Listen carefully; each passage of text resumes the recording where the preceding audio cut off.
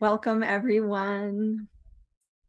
Today, we want to talk about baby steps to trusting yourself.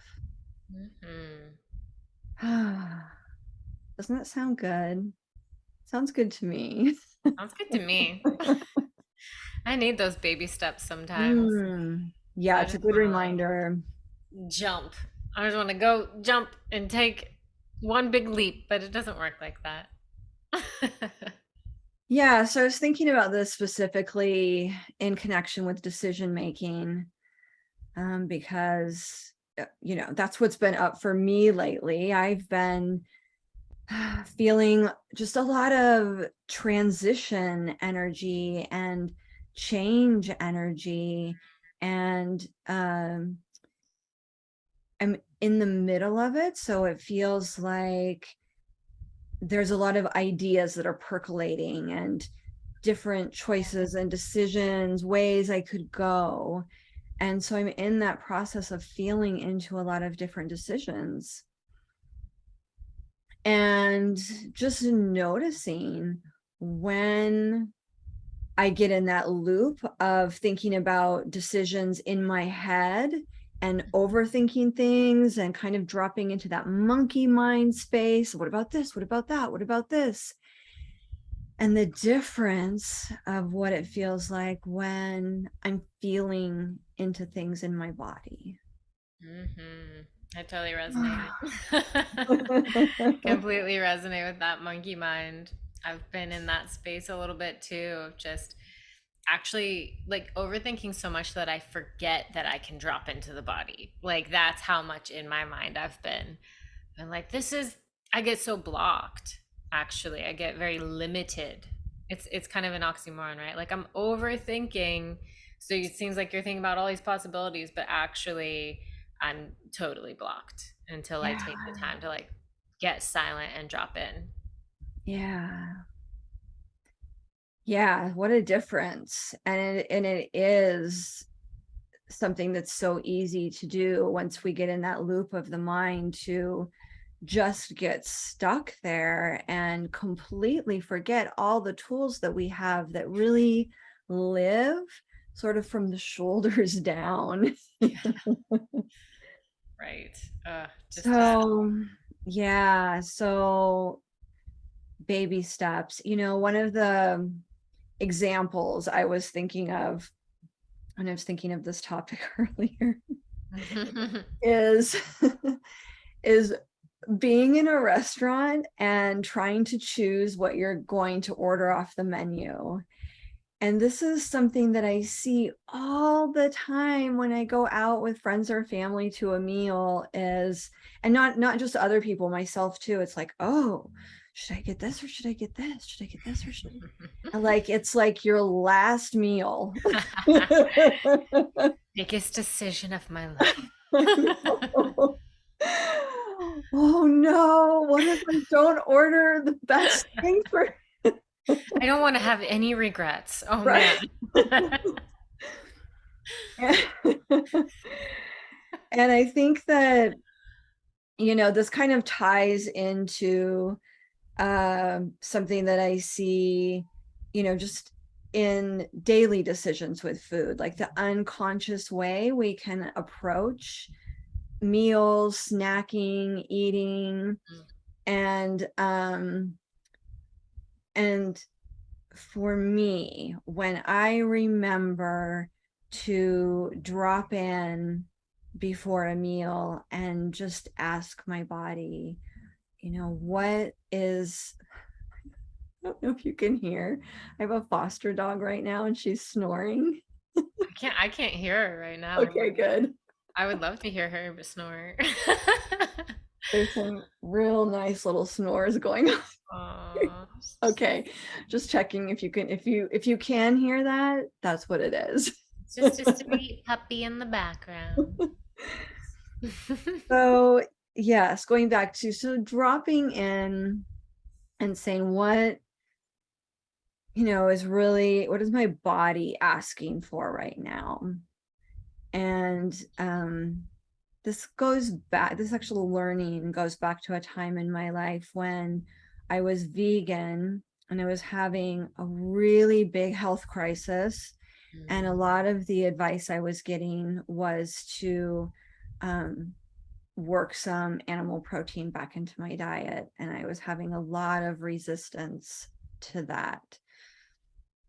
And someone that I was talking to, a doctor who's also a healer, had said, what if instead of labeling yourself as like a vegan or a meat eater or a vegetarian or whatever, like paleo or keto, Yeah, all these, all the labels. yeah. And so this is not a conversation to go into, No, judgment or anything about food choices, but just no. a place in my life where I was really struggling with a big decision around that. This person had said to me, what if you just let go of all those labels and just ask your body before you eat anything, what really is going to serve it for this meal? Beautiful. Yeah, so that really helped me through a challenging time, making some big transitions with the type of food I was eating, and really, you Mm, know, in a working in a healing space with right. tuning in a deeper way. What did you notice in that practice? Like when you first started doing it, when you would like sit in front of a meal or like a decision, and you're like, what does my body need right now? Like, do you remember what that Yeah. process was Yeah, like? that's a good question, because there were things that maybe I wanted, Like a craving or a like you knew craving, things. something that would Okay. take, because at that time I also did what's called anti-inflammatory protocol. So it's an Okay. AIP diet. So I had cut out all grains, nuts, seeds, legumes, Wow. nightshade, dairy, sugar. And you were vegan. No, at that, when I did Oh, that, I had to bring animal protein back in, because then I was having inflammatory responses to legumes, nuts, okay. seeds. Okay. So there was no other way for me to really work in protein. If I had not done animal protein at that point, I would have just been eating vegetables. Yeah, sounds like it. Vegetables, sweet. I could have sweet potato. I could have coconut, any iterations of Hmm. coconut, Like some but fruits. I wasn't doing fruits at the time because Oh, yeah, so I was oh, doing no sugar at all. oh, that's so intense. Yeah, you're not left with a lot at that point. Like, here's your sweet potato and broccoli. Like, But it was a great time to start listening to my body and to cravings, Mm, and to just noticing what was happening and when I was listening and when I wasn't. And then also to not just listen before a meal, but listen after a meal. mhm. Now that I've eaten this, how do I feel? What is my Okay. energy like? What is my focus and thinking ability like? So I was also Okay. having a lot of brain fog at that time. So that was something I wanted to tune into. So, so yeah, so there was, to answer your question, there were times where tuning in, there was like, well, I want this. And there was, and going through a big transition like that, cutting out a lot of things, there were a lot of cravings. There was a For lot of sure. like, give me pizza.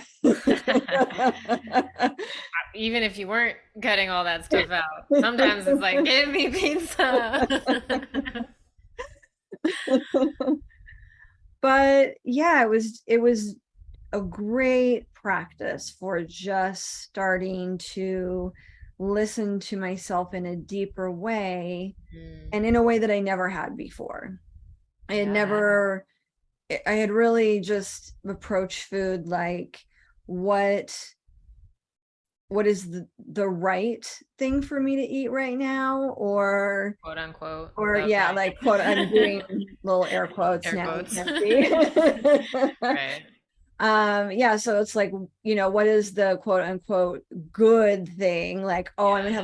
I'm gonna have a salad and quinoa, so I'm having a good meal, or I'm gonna have chips and salsa and cheese, so I'm, like it's like a lower, low nutritional value. So it's like, quote unquote bad or whatever. But I don't like using like I good and know I don't bad. eat, And I know you don't either. It's just that's but how a lot of that's people think of those but things. that's how I did approach Right. before that, Right. and so now I do that less, because that Hmm. was really like a practice I did at that time. But in the conversation around decision making and trusting yourself, tuning into your body, and even if you just try it for like 3 meals a week and say, I'm gonna, today I feel like trying that, and I'm gonna listen to what my body says and follow that.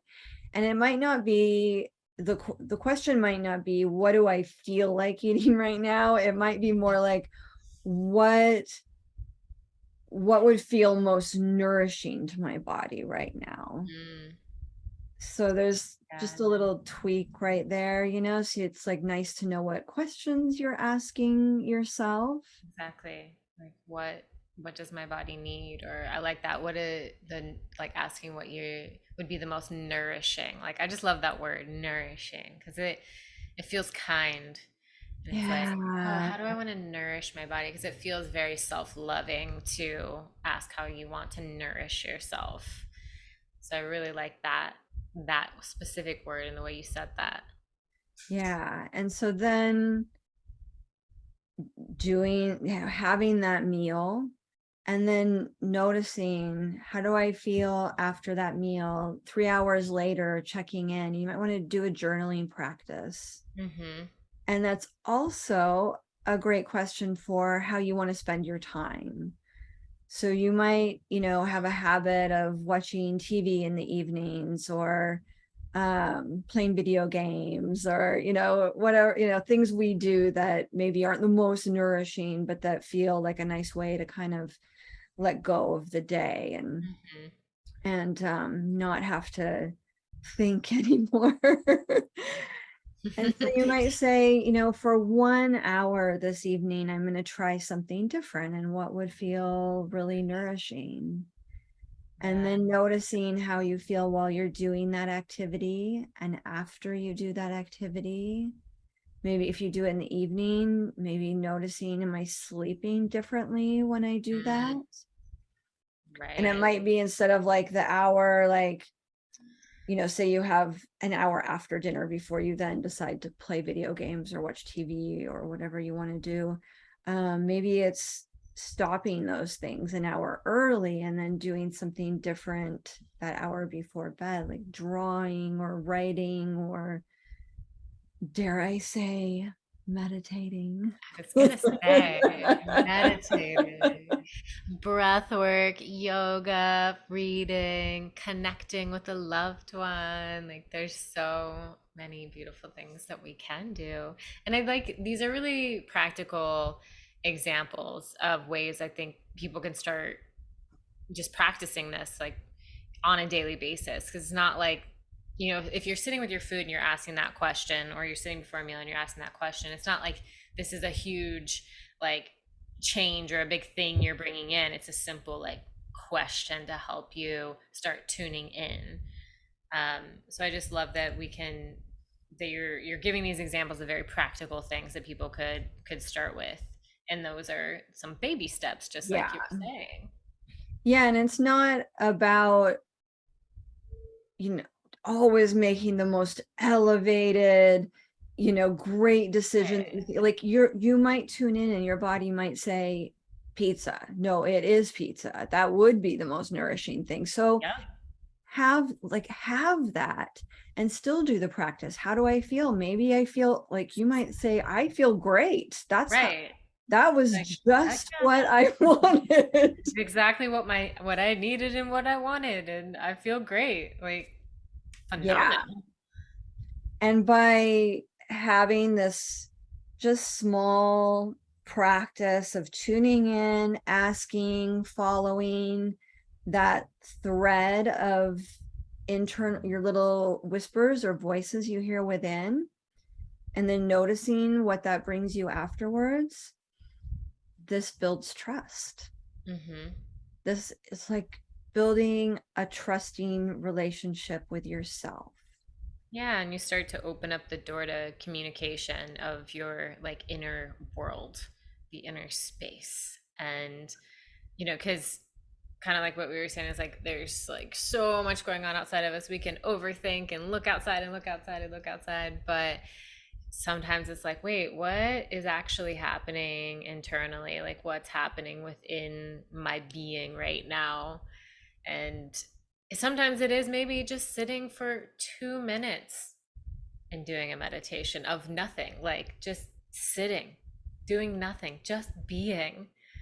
And it's sort of like that little inner voice is like, oh, hey, there you are. It's like, oh, this exists too. And there's actually a lot here. But we just start opening that door and start to create that relationship. Yeah. Mhm. Yeah. So the other thing that happens when you start doing these small practices is that you start to feel your body a little bit more.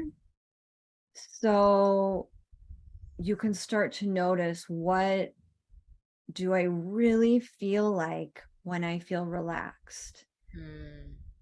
Or notice when you get triggered, instead of just instantly reacting to that trigger, you have that, start to have that little bit of space where you can actually catch it and say, oh, I'm triggered. Because Mm-hmm. now you notice, like, oh, I just felt my chest tighten. I felt like, for me, when I get triggered, I almost feel like this, like a pain go up my legs. Oh, It's like such a interesting. deep tightening in my body. Wow. And so you start to learn your own cues, which is also building trust. So now you're listening to these physical cues too, these, Yeah. the warmth, the coolness, the expansiveness or contractedness. And that's all incredible information that your being is giving you. Mm-hmm. More of like the fullness of your beingness. Yeah, and just like you're saying, like noticing the sensations, because we could be like, oh, I'm feeling angry. Okay, what does that actually feel like in your body? Like, where are you feeling it? What does it feel like? Some people might be like, oh, I'm feeling a lot of like heat rising up through me, or I'm feeling it, like you were saying, a tension in my body, or you start to recognize certain sensations that are moving through you, and you can pause and just kind of be with that and actually give that some space to be there, rather than reacting, I'm angry, now I'm triggered and this is how I have to respond to it. It's like, oh, what's that? Oh, how does that feel? And that's like, it's such a cool practice to be able to stop in certain moments. Like, there have been times for me where, I'm going about my day and I'm noticing maybe some anxiety coming up. But then through this practice of listening to my body, I don't just go, gosh, I'm feeling anxious. Let me continue what I'm doing. I actually kind of stop for a moment and go, well, where am I feeling that? What am I feeling? And I actually give it space. And a lot of times it does shift when I do that. And it's not that I'm doing that to make it shift, I'm just bringing awareness to it. And then oftentimes something changes a little bit. And I think that's pretty freaking cool. Yes. Yes. And you can see how that's building a deeper relationship with yourself. Absolutely.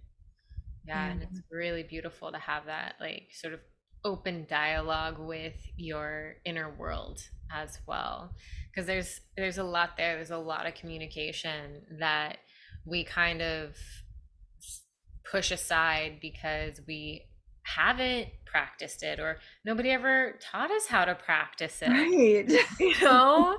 So it's like, be kind to yourself.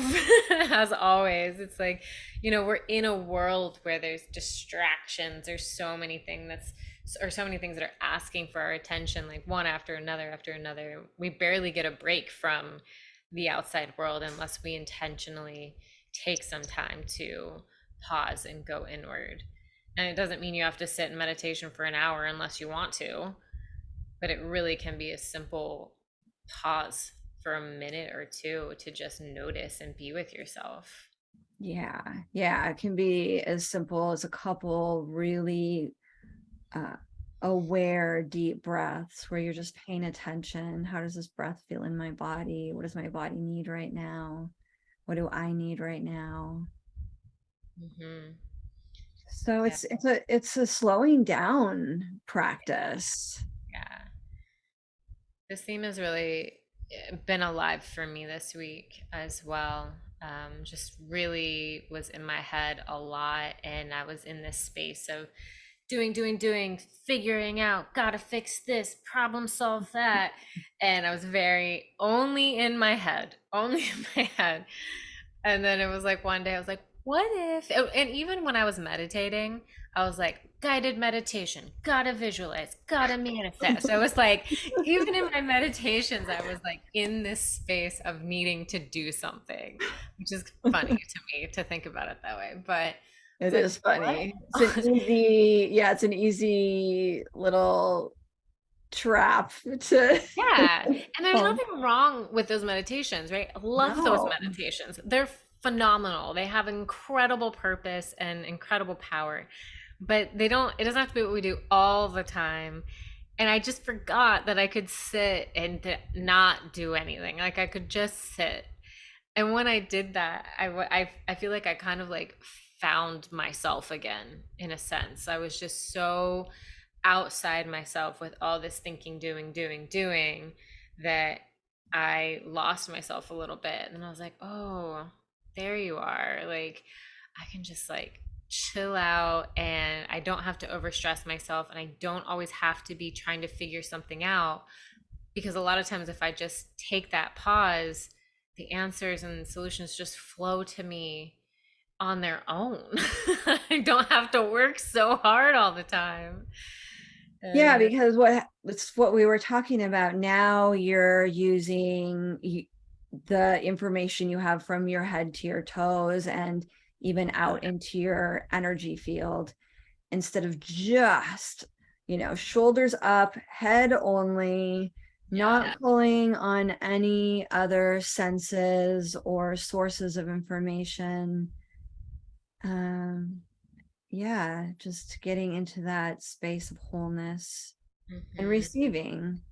I think Yes. that what you were talking about with even the spiritual practices becoming like do, it's it's the space from which we're doing them. So we can Yeah. do like a manifestation meditation where it's still, there is a goal or an intention that's been set with that practice, but we can still do it with a balance of be opening to receive within that, as opposed to like that very Western left brain, like check, check, Yeah. check.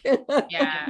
It's like, gotta figure this out. And then it's like in that mindset and in that energy, I was shutting myself off from actually receiving. Oh, such a good, yeah. Yeah. It was like, I was so, or sometimes, just so caught up in the mind that it's like, couldn't even see the solution. Like, totally just blinded to that solution. And it's like, okay, what happens if I just open up to this and receive? And I'm doing a breath work on Sunday around this, which is really exciting. So I'm excited to guide that, because I like to bring in themes that are really present for me. Because I And feel just, like, I should say, this is not, we're not releasing this podcast in real time, so that will have already happened when you're listening to this. Yes, yeah. Sorry.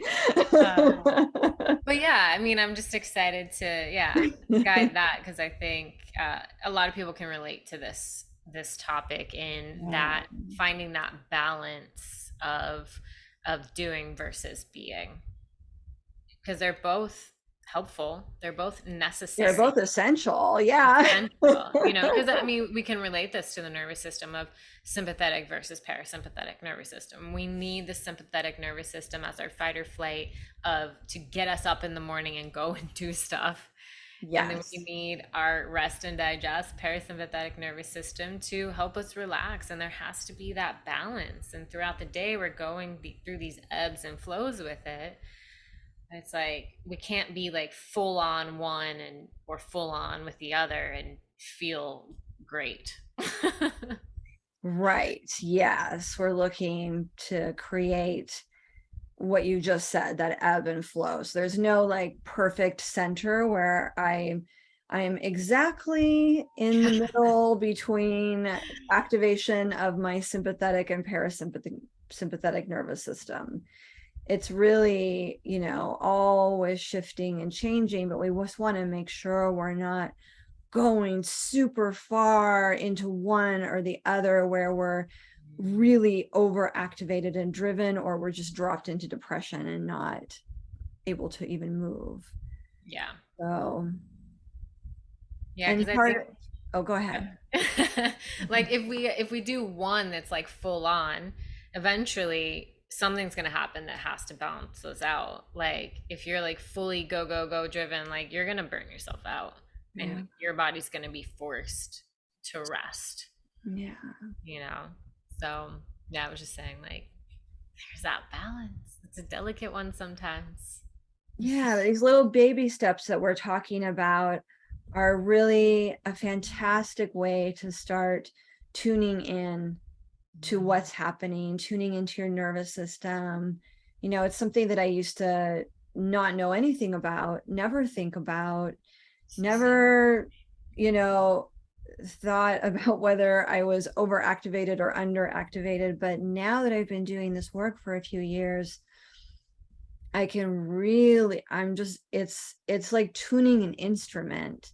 And the Mm, more you work with it and tune it, the more you just really feel what's happening when it's in tune and when it's a little off and it needs to be retuned, and it just becomes a flow, a moment to moment flow, and you start to feel like, oh, I drank a little bit too much cacao this morning. Feel that in my heart, or I, just like, got really activated in that conversation I had with someone. I need to maybe take a few deep breaths and go drop into my heart and think about what I really want to communicate to this person, before things go into an unhealthy activated place, or if they have, being able to come back and say, rewire it, yeah. re-speak your truth.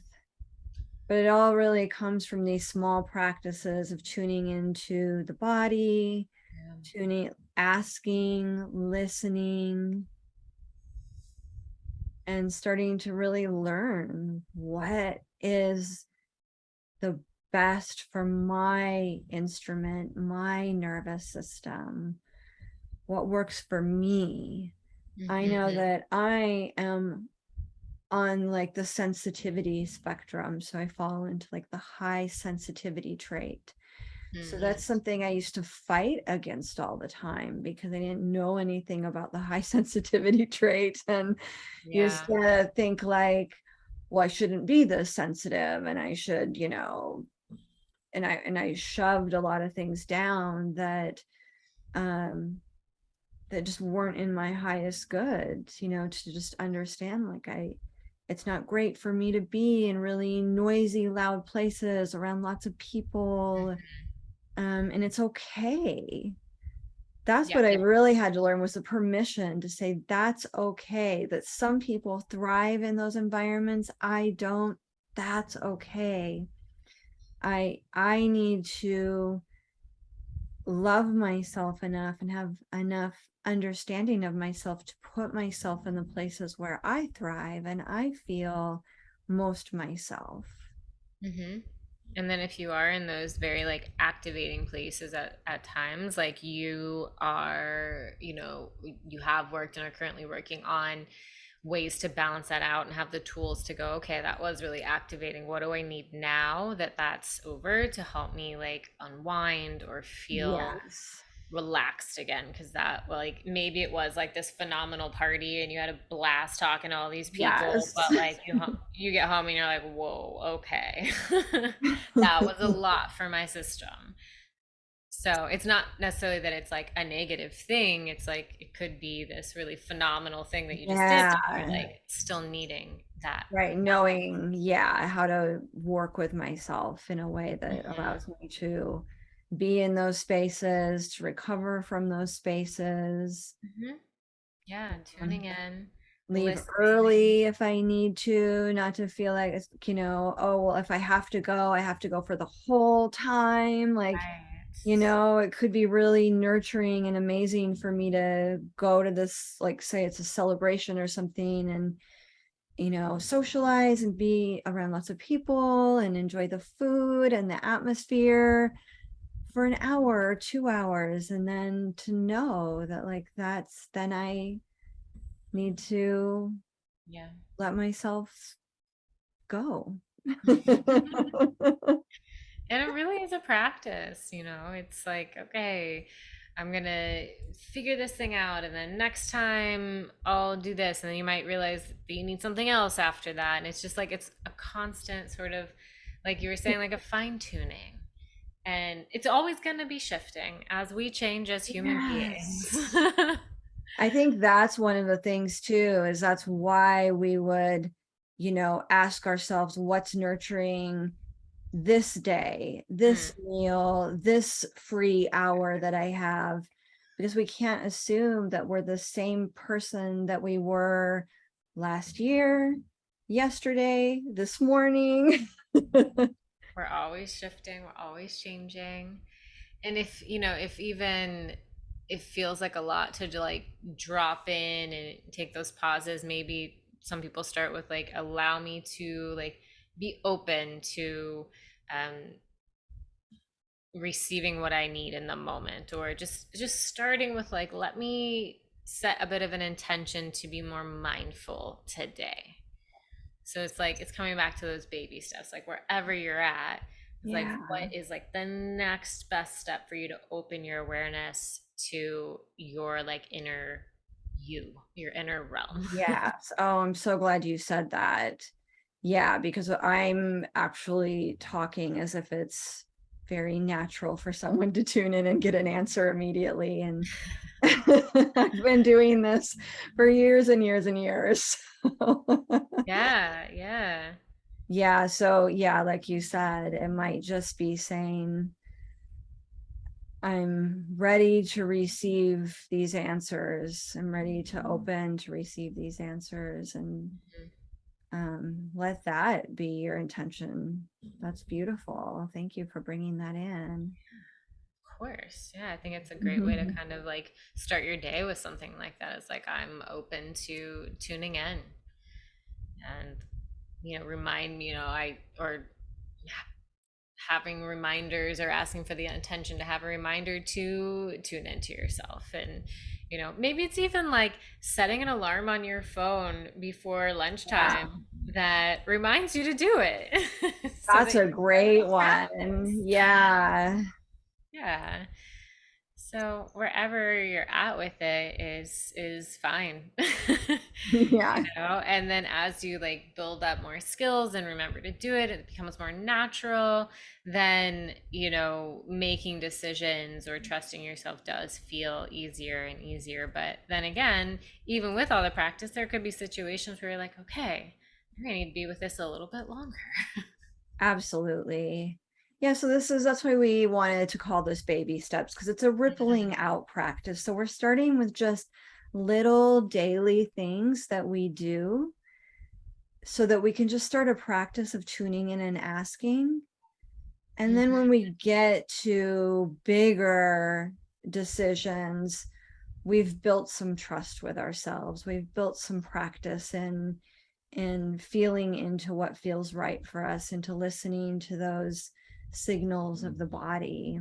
Mm-hmm. That of course it should take longer with big decisions.